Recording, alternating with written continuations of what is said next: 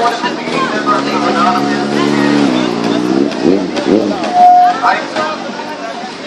fight for the fact that people can live unadulterated. That's what we do. Bradley Manning put his entire career, his life, on the line to make sure that our civil liberties are protected. There's no joke about this. This is a very serious issue.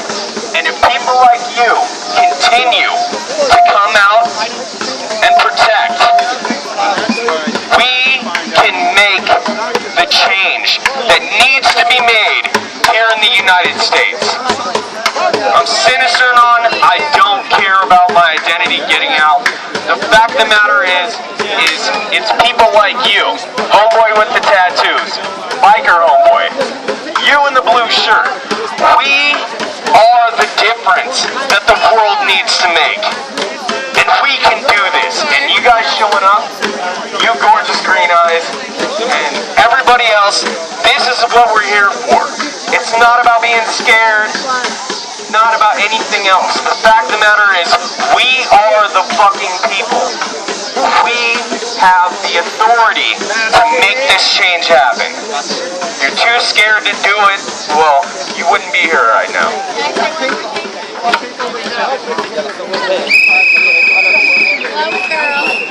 One generation to another, we got to continue the fight. Depression is lost in the world, done in the world, we got to continue the fight. The fight today starts with Bradley Manning, freedom for Bradley Manning, time for Bradley Manning. We got to get him out of here. We got to shoot him out, brother. Free Bradley Free Manning! Bradley Manning! Free Bradley Manning! My grandfather was dead. Let's go! He's a hero! Hey there, ladies and gentlemen, how's it going today? Hey, come on, let's feel the air. How's it going? All right, we're going to have some speakers coming on right over here, so if everybody wants to cluster up over here and listen to some knowledge, come on over.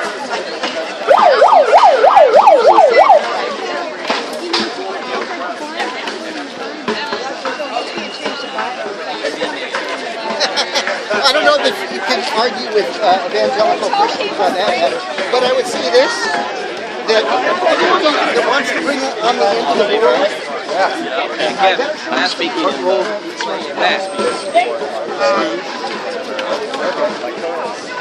Presidential stop, which is like $2.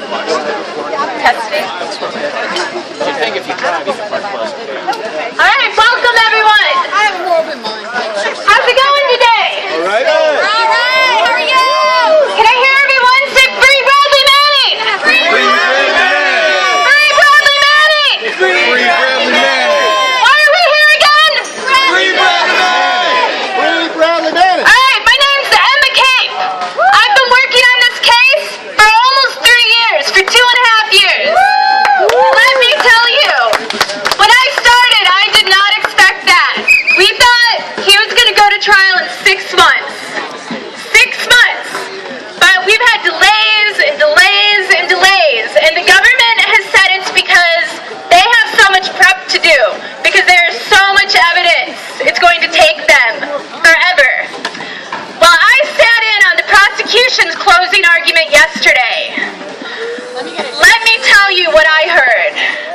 I heard them attributing quotes to Bradley that he did not say. I heard them taking quotes out of context to falsely paint him as a traitor. Here's what they said he said. They said to prove his motive, he asked the question, if you had unlimited access to classified networks 24 hours a day, what would you do? They said that in front of the judge 2 or 3 times. Do you know what he actually said? Do you know what that quote actually is, as proven in the evidence they presented to that court? He said, if you had unparalleled access to classified databases 24 hours a day, and you saw horrible things, awful things, things that belonged in the public domain, what would you do? That was his question. That was his question to Adrian Lamo. That is a question many Americans have had to mull over in the years since Bradley Manning's arrest. What this young man has done has opened up a system nation that has remained closed to Americans for decades. While we get to vote on domestic issues, we get to have critical debate on domestic issues, Americans for decades have had very little information about the logic our government uses to wage wars, to wage destructive wars that, in fact, according to the military's own training programs, create more terrorists, to raise destructive wars that are destructive both to American and foreign lives. What Bradley Manning was attempting to do, as made very clear, is to allow Americans to have full information about what our government is engaged in so that we can have much needed critical debate in this country. And right now there is a young man who sacrificed everything, who has spent 3 years in prison because he wanted to give us that right, because he wanted to restore democracy to this country. He took a huge risk because he was so tormented by what he was witnessing in Iraq. And right now he is in prison. And right now the government is using blatant lies in their prosecuting argument. And that is why we are here today, to show General Buchanan overseeing the prosecution that Americans are staying informed, that we care about this issue. And we know he has the power to reduce Bradley's sentence if the judge sentences him to life in prison or to anything. And we expect him to do the right thing and free Bradley. Yes, I'm served. That's right. He was held for a year in solitary confinement before he even got to trial. And the UN Rapporteur on Torture called that inhumane, degrading, and illegal treatment. That's why he deserves to be out for time served. And that is not the American way. I think it's time we need to reclaim the term patriotism. A patriot is not just somebody who defends your country's history and defends all of its actions. A patriot is someone who stands up for the future of your country and ensures that that is a bright, just future. Public sidewalk, excuse me. So thank you. So I'm Emma Kay. We're going to be marching around 4:15, but first we have some more great speakers for you today. I'd like to introduce Rouge. Rouge is a Yemeni American activist and co-founder of Support Yemen Media Collective. She has recently returned from Yemen after spending a significant amount of time there to organize around ending drone warfare and closing the Guantanamo Bay prison. All right, where's Rouge at?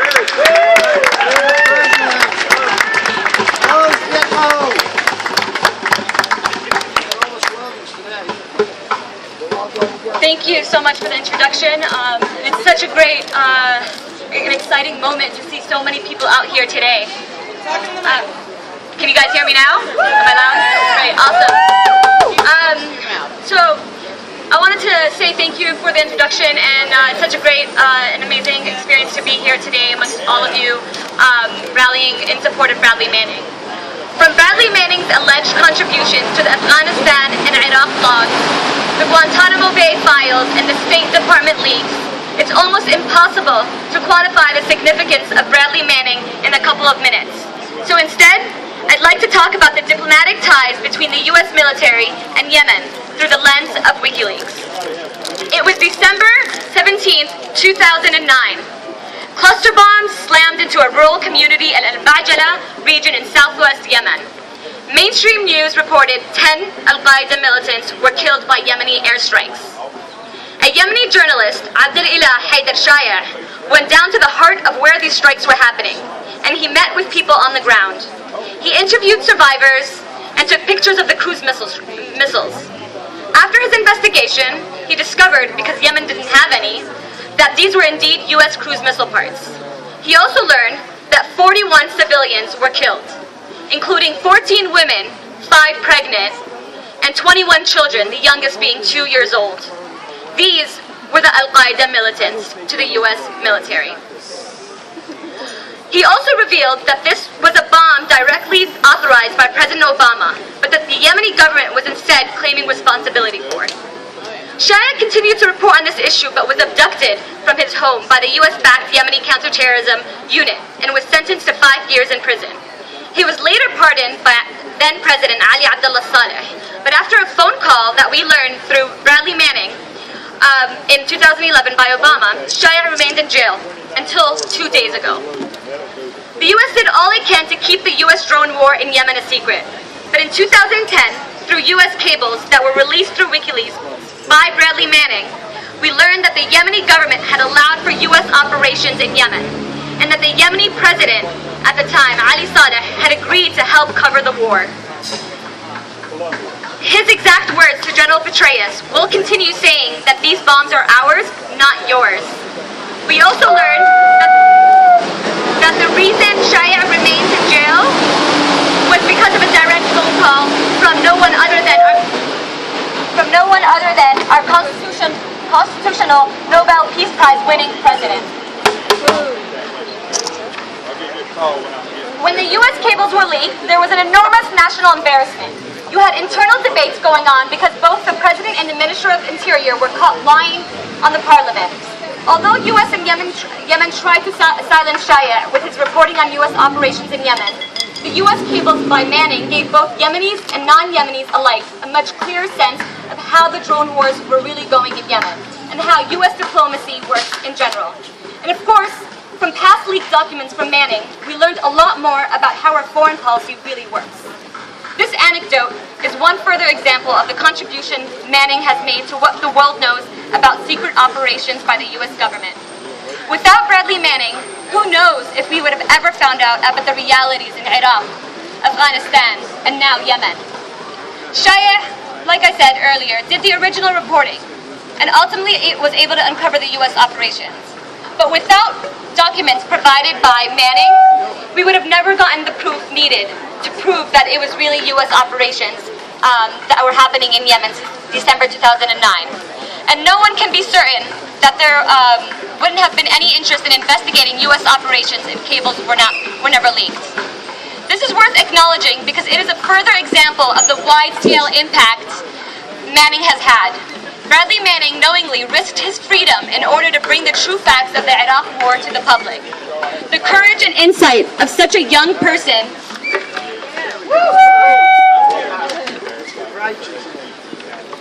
The courage and insight of such a young man is worthy of the highest recognition. Bradley Manning and WikiLeaks and Abdullah Haider Shaya have collectively exposed U.S. covert wars over the past 4 years to an extent that threatens the legitimacy of operations as more and more people come to understand the abusive, corrupt, and criminal nature of them. And Americans should understand, as Bradley Manning is being convicted today, that the U.S. government really is prosecuting a 25-year-old with a conscience. And because he has a conscience, he is being charged with aiding the enemy. So in terms of our understanding of how the covert apparatus works, WikiLeaks has been indispensable. The Iraq war was brought in through secrecy, distortions, and lies that the government brought us into. The cost of that war is now measured in hundreds of thousands of lives and trillions of dollars that future generations will be paying for. And now we are waging another war in Yemen and Pakistan in secret.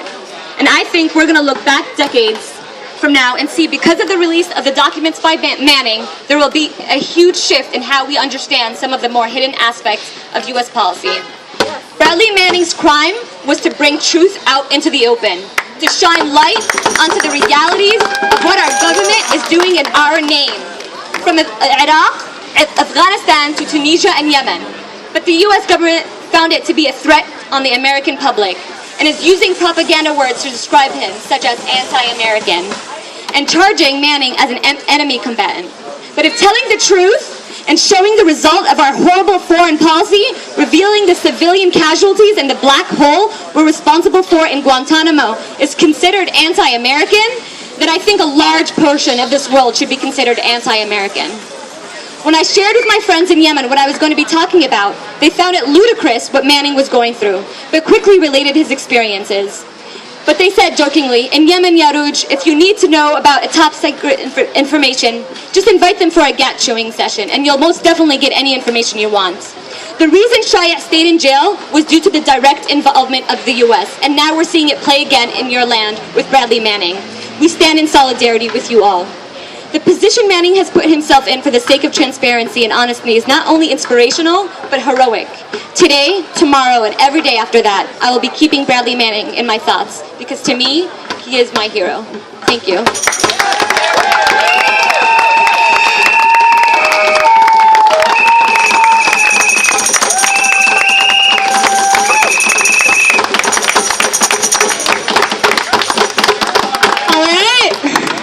Next we have Jeff Millard.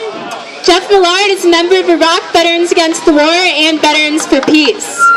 He was a co-founder of the DC chapter of Iraq Veterans Against the War and was its president for 3 years.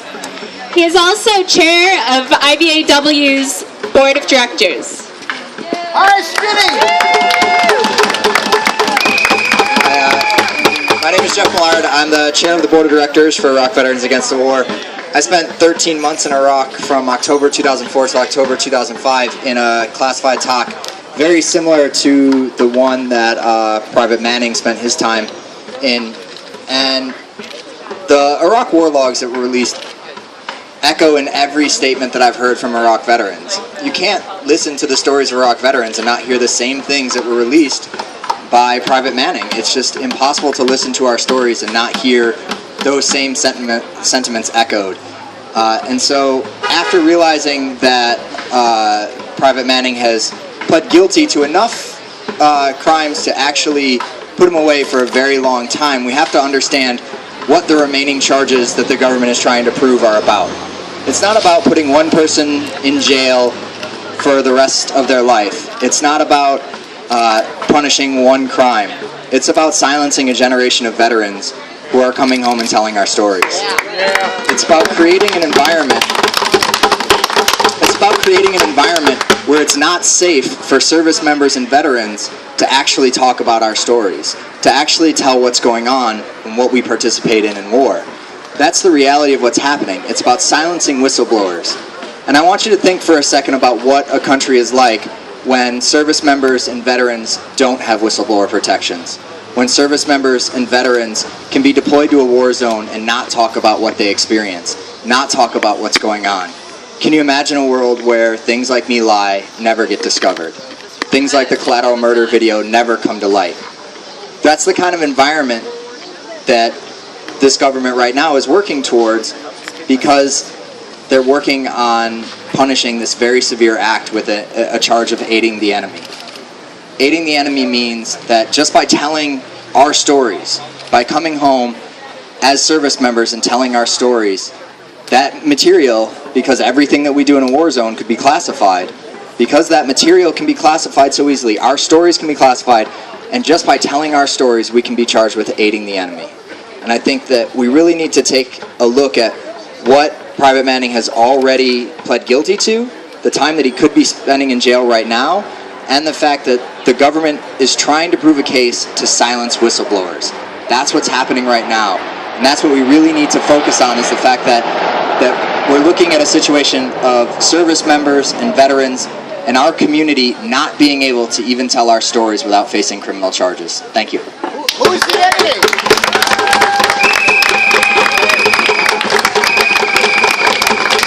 All right. Next, we have a representative from the U.S. Peace Memorial Foundation here to present an award.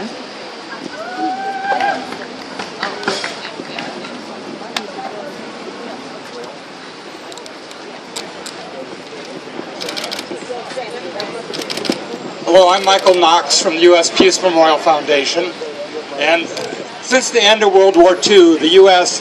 has bombed more than 25 countries. In my lifetime, we've killed millions of people. In the last 11 plus years, we've killed hundreds of thousands of children, and probably wounded many more seriously. We've terrorized neighborhoods, communities, and families. One reason the U.S. wages so many wars is that few Americans speak out against them. Those who oppose U.S. war are labeled unpatriotic, un-American, and traitors. So I'm sure that many of you know the consequences of speaking out against war and have suffered those consequences. The U.S. Peace Memorial Foundation directs a nationwide effort to recognize and honor peace leadership by publishing the U.S. Peace Registry, awarding an annual Peace Prize, and planning for the U.S. Peace Memorial, a national monument we hope to see built right here in Washington, D.C. We celebrate these role models and hope of inspiring other Americans to speak out against war. I'm here today to present the 2013 Peace Prize of the U.S. Peace Memorial Foundation. Previous recipients are Medea Benjamin, Noam Chomsky, Dennis Kucinich, and Cindy Sheehan. Peace Prize nominees considered this year include American Friends Service Committee, Code Pink, Courage to Resist, which of course hosts the Bradley Manning Support Network, Daniel Ellsberg, Food Not Bombs, and Ann Wright. You can read about their anti-war activities, if you don't know about it, at uspeacememorial.org. The Board of Directors of the Foundation has unanimously agreed and voted to award the 2013 Peace Prize to Bradley Manning.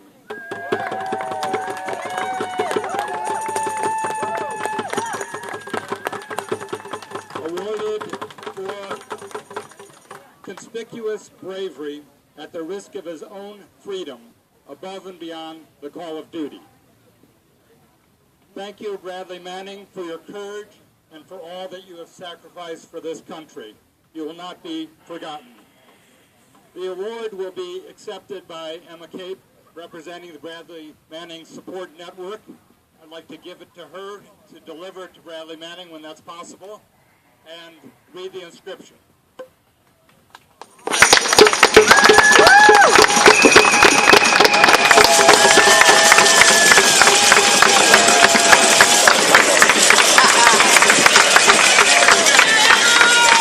2013 Peace Prize awarded to Bradley Manning for conspicuous bravery at the risk of his own freedom above and beyond the call of duty.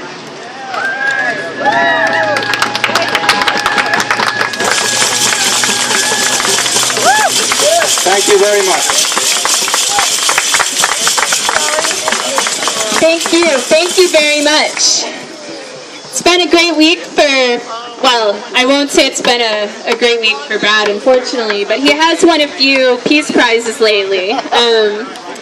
He also, earlier this week, won the Sean McBride Peace Award, which is given by the International Peace Bureau, the oldest international peace organization in the world. And he was also awarded a trophy by the Harvey Milk Club in San Francisco for standing up for social justice.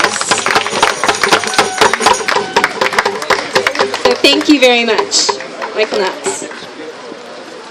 I will share that with Bradley's attorney the next time I get a chance to speak with him.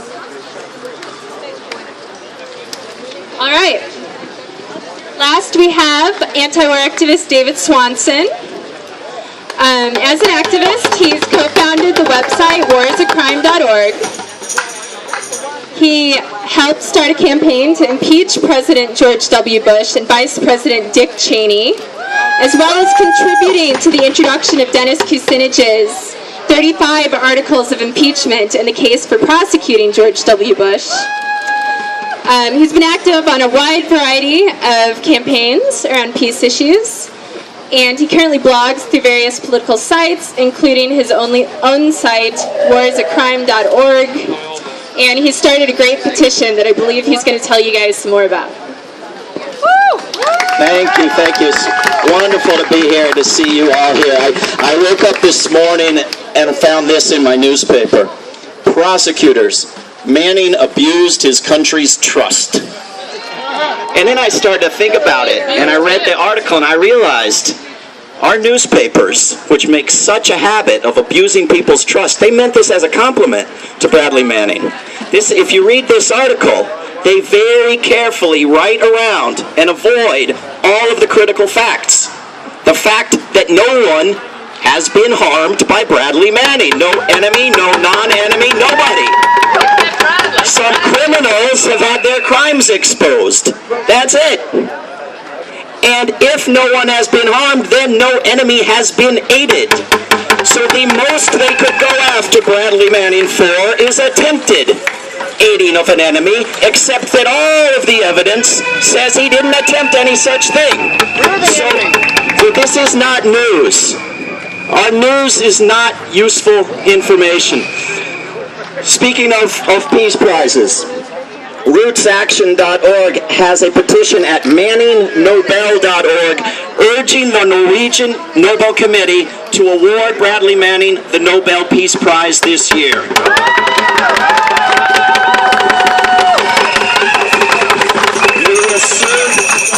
We will very soon be presenting the petition with all the names and all the comments that people have added to the committee in Oslo. We hope to bring over 100,000 names. Currently, over 95,000 people have signed, and many have added comments.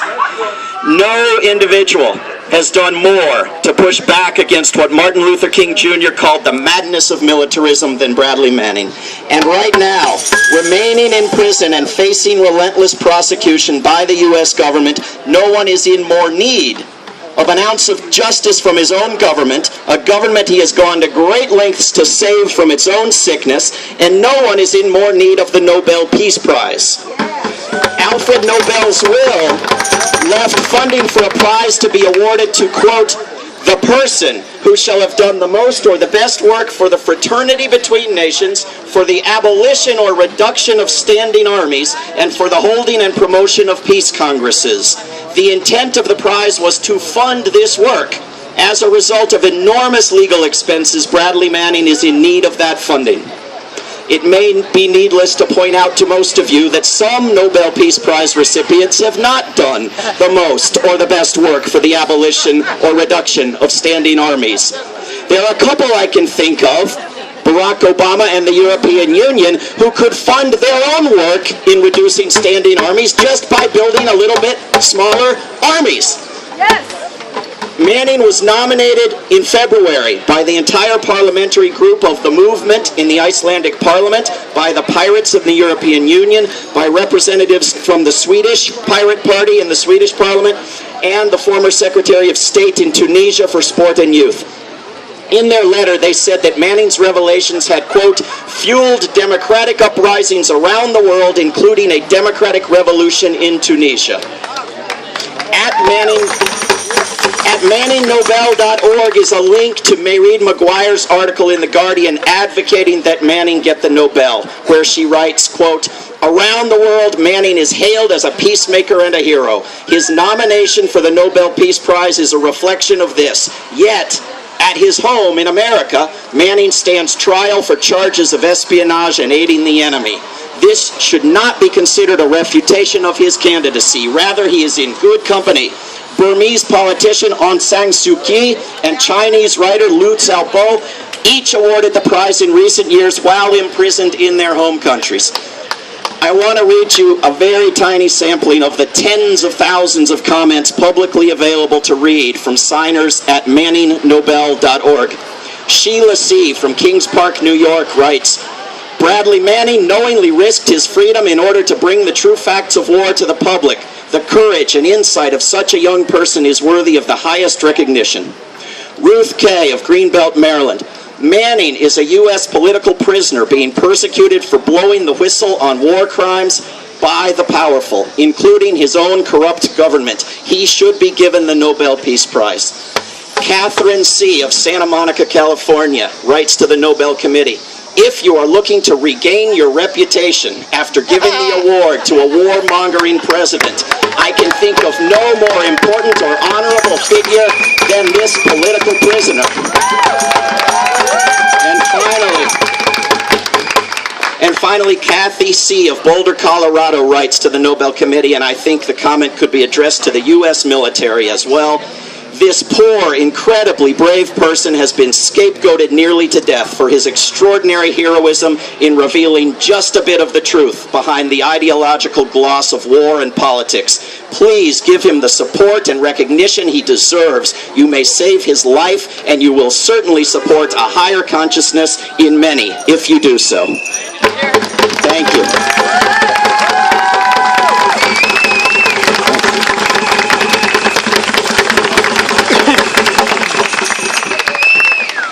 All right, we're going to get ready to march in just a few minutes. I just wanted, before we do that, to also take the opportunity to thank you all on the part of David Coombs, the attorney who's been working for Bradley Manning. He's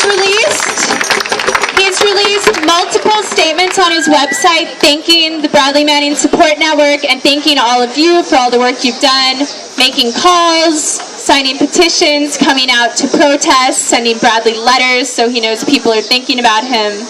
And that has really helped to keep up the spirits of both Bradley and his lawyer. This morning, I was not here for this, but I heard that before court proceedings started, he actually came in and he talked to supporters. And he was very upset. He was very upset about what the prosecution was saying yesterday, about the lies they were telling about Bradley, that he was not someone who cares about his country. And he said, thank you. He wants to thank those who have been paying close attention to this trial and those who are willing to stand up for the truth, even when it's inconvenient. And he said that after this trial, he's going to work to change the system because he has recognized that we need more transparency in our government. He says he's going to work for a system that allows reporters to bring cameras into the courtroom so it is not possible for the prosecution to misuse evidence, take things out of context, and ignore what can be plainly found in the transcripts.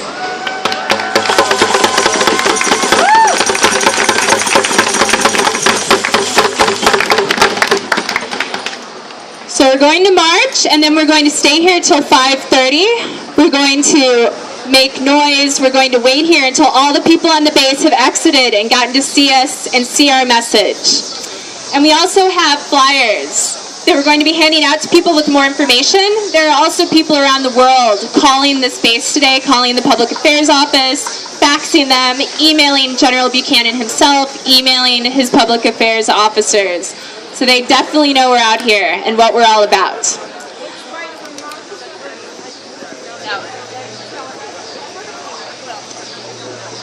So I just want to take a minute to read some of the other groups that you're joining today when you're supporting Bradley Manning.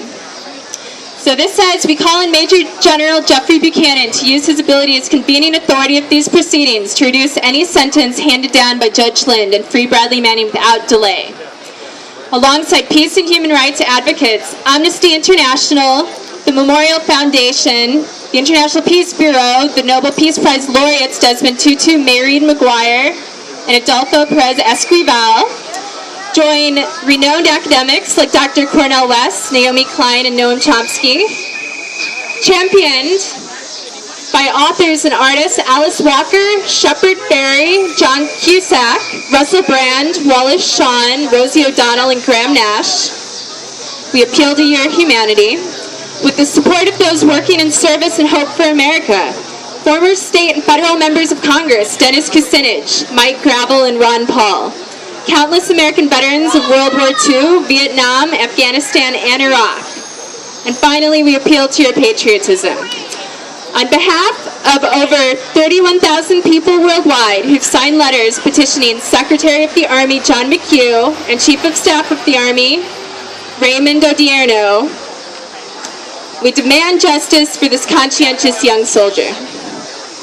Major General Buchanan, he's done his time and been punished enough. Free Bradley Manning. So that's our message today. They are receiving hundreds of calls, thousands of emails. We're going to march through the neighborhood. We're going to make sure everybody who lives around here knows, and everybody on the base knows all about this today. So with that, I'm going to bring up somebody who's going to start us off on the march. Got Carrie. Hey everybody, I'm Carrie Hathler. I'm one of the local organizers here in DC. and I'm excited to be here. Hope you're all too. So let me hear a chant real quick. What do we want to do here? We want to free Bradley Manning. Ready? Right. Free Bradley Manning! Free Bradley Manning! Free Bradley Manning! All right, so we need to keep that energy up while we march. I'm going to ask the folks here, I'm going to ask the media to move back. I want the media to move back because we're going to come right through here onto the street. I need the folks here to come toward the back of the banner. So if everyone here can kind of clear out. As we pass the puppets, we're going to let them come in behind the banner. So be careful with the puppets, be cautious with them. They're beautiful. We need to make sure they stay that way. All right, so good.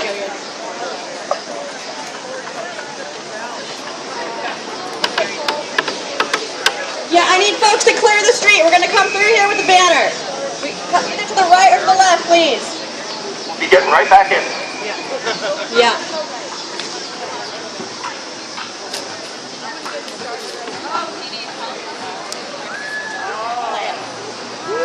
We need to stay close together on the march as we are all the street. So stay bunched together. Stay bunched together. Okay, line up here. Come in close, please. Come in close, grab signs. We don't want to leave the park a mess.